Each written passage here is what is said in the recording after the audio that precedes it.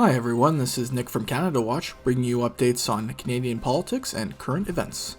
On this edition, we will cover a major announcement made by Prime Minister Trudeau at COP26 regarding Canada's oil and gas sector, details of a new minimum global corporate tax approved at the G20 conference, and an analysis of a new debate growing in Canada regarding response times expected by employees outside of work hours.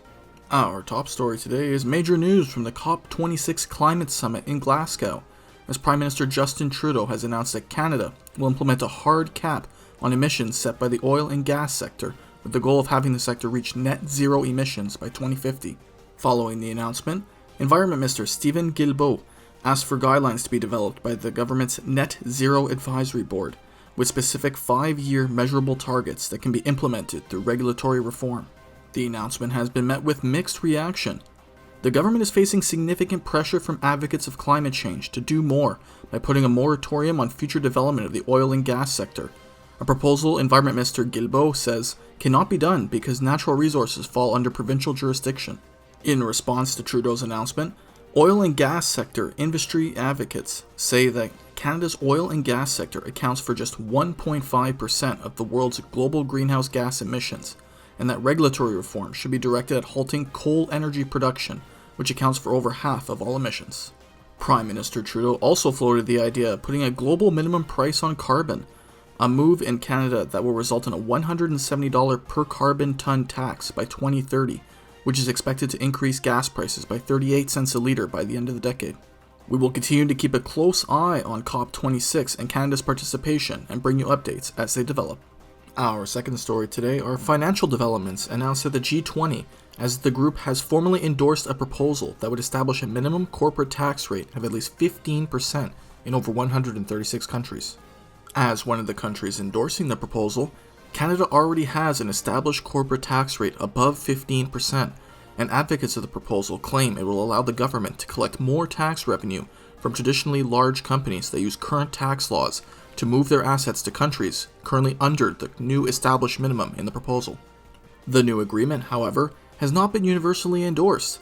Oxfam International released a statement calling the deal a mockery of fairness due to provisions which allow some types of income to be shielded and other provisions which allow the phasing in of taxation over a 10-year period.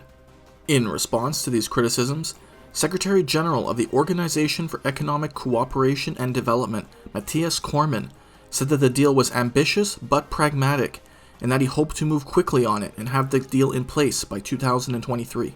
Worldwide implementation of the deal, however, is not a guarantee.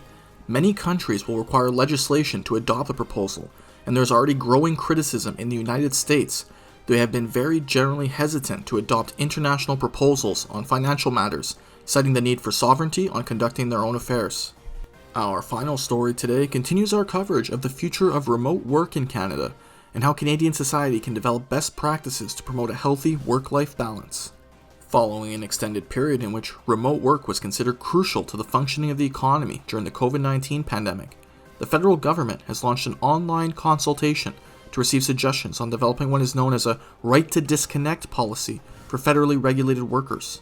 Already a major source of concern through the rapid adoption and evolution of mobile technology by Canadian businesses, the Government of Ontario recently introduced legislation that would require businesses with 25 or more workers to develop expectations about response times for emails after hours, following similar legislation adopted in France in 2016. The issue is top of mind for Canadian workers, as a recent poll by KPMG showed that half of the respondents said that their workload was heavier than it was prior to the COVID-19 pandemic, and that 30% of them said their workload was so severe that they were close to burning out.